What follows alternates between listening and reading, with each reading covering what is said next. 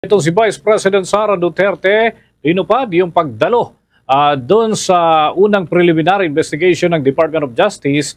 Counter affidavit isinumiti bilang sagot doon sa mga naging paratang, lalo na yung issue ng sedisyon at yung grave threat.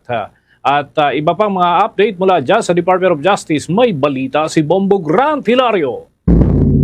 Tinupad ni Vice President Sara Duterte ang kanyang pagdalo sa unang preliminary investigation ng Prosecutor General na nakaschedule ngayong ika-9 ng Mayo. Dumating mismo ang ikalawang Pangulo dito sa Department of Justice, lungsod ng Maynila, upang aktwal na ipresenta ang kanyang sarili sa piskalya. Kaugnay ito sa kanyang kinakarap ng mga reklamong inciting to sedition at grave threats na inihain laban sa kanya ng National Bureau of Investigation. Ang naturang mga paratang ay kasunod ng kanyang mga pagbabantang binitawan sa mismong pinakalider ng bansa na si Pangulong Bongbong Marcos Jr., First Lady Lisa Araneta Marcos at House Speaker Martin Romualdez. Matatandaan, noong nakarang taon na lantarang inihayag ng Vice Presidente na mayroon naman siyang inutusan ng pumatay sa mga nabanggit na personalidad sakali mang may mangyari sa kanya. Kasama ni Vice President Sara Duterte sa pagharap sa preliminary investigation ang kanyang legal team na binubuo nina Attorney Paul Lim at Attorney Michael Poa,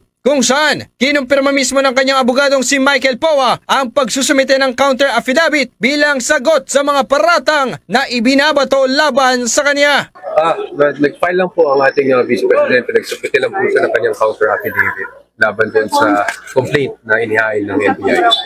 Consistent lang naman po ang ating Vice President, parati naman po niya sinasabi noon na aharapin naman talaga niya sa mga tamang venue, no, yung mga binabatong mga accusations laban sa kanya, which ginawa niya today. Samantala, ibinahagi naman ng isa pa niyang abogado na si Attorney Paul Lim na kabilang sa mga nakalahad sa isinumiteng counter affidavit na hindi tuluyang maisampa sa korte ang naturang mga paratang, kung saan hiling ni Vice President Sara Duterte sa kanyang isinumiteng dokumento na maipabasura ang mga reklamong ito na kanyang kinakaharap. Na gusto ipakita ng ating Vice Presidente na talaga namang ito pa rin yung sinabi niya noon, na harapin niya yung mga paratang laban sa kanya, at ito na nga yung pagkakataon na yun.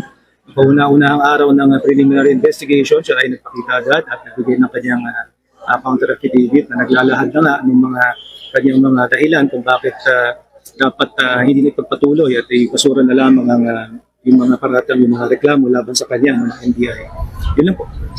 Mula sa Department of Justice, lungsod ng Maynila, Bombo Grant Hilario, nag-uulat para sa the #1 and most trusted radio network in the country, Bombo Radio Philippines, Basta Radio. Bombo!